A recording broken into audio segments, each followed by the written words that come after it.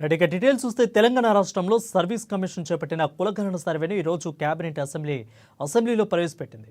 ఈ సందర్భంగా కులగణన నివేదికను అసెంబ్లీ పెట్టేందుకు ప్రత్యేక అసెంబ్లీను సమావేశం ఏర్పాటు చేశారు. అనంతరం కేబినెట్ ఆమోదం తెలిపిన నివేదికను అసెంబ్లీలో ప్రవేశపెట్టారు.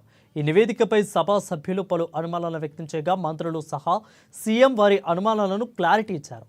ఉదయం నుంచి సాయంత్రం వరకు సాగిన ఈ సమావేశంలో చివరిలో సీఎం రేవంత్ రెడ్డి సామాజిక ఆర్థిక కులగణన సర్వే తీర్మానానికి ఆమోదం తెలపాలని పిలుపునిచ్చారు. దీంతో సామాజిక ఆర్థిక కులగణన సర్వే తీర్మానానికి తెలంగాణ అసెంబ్లీ ఆమోదం తెలిపింది. దీంతో అసెంబ్లీ ఆమోదం తెలిపిన కులగణనపై వివరాలు ఇకపై అధికారిక లెక్కలుగా రూపొందుతాయని అన్నారు.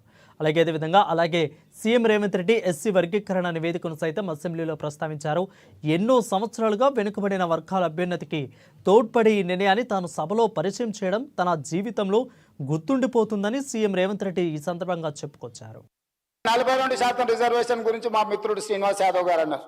నేను ఒక మాట సూటిగా వారికి సమాధానం నేను చెప్పదలుచుకున్నా. చట్టపరంగా 42% రిజర్వేషన్ ఇవ్వాలి అని అంటే రాజ్యాంగ సవరణ జరగాలి. కానీ రాజకీయంగా వినండి రాజకీయంగా ఈ వేదిక మీద నుంచి నేను మాట ఇస్తున్నా.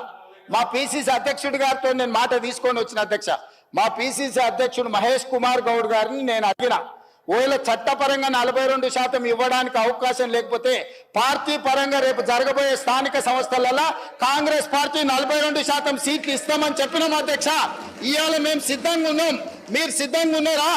నేను ఇవాళ సూటిగా అడుగుతున్నా బీఆర్ఎస్ బీజేపీని, మా పార్టీ 42% రేపు జరగబోయే స్థానిక సంస్థల ఎన్నికలలో 42% సీట్లు మా పార్టీ ఇస్తుంది. ఇది మా కమిట్మెంట్. మీ రెండు పార్టీలు నేను సవాల్ విసురుతున్నా, మీరు రాండి, ఈ వేదిక మీద నుంచి మాట ఇవ్వండి, 42% ఇద్దాం. చట్టాన్ని సవరించే చట్టంలో ప్రొవిజన్ వచ్చినప్పుడు చట్ట ప్రకారం ఇద్దాం. ఈ రోజు రాజకీయంగా నైతికంగా మనం కట్టుబడి ఉండి 42% బలహీన వర్గాలకు సీట్లు ఇద్దాం. మీకు చిత్తశుద్ధి ఉంటే ముందు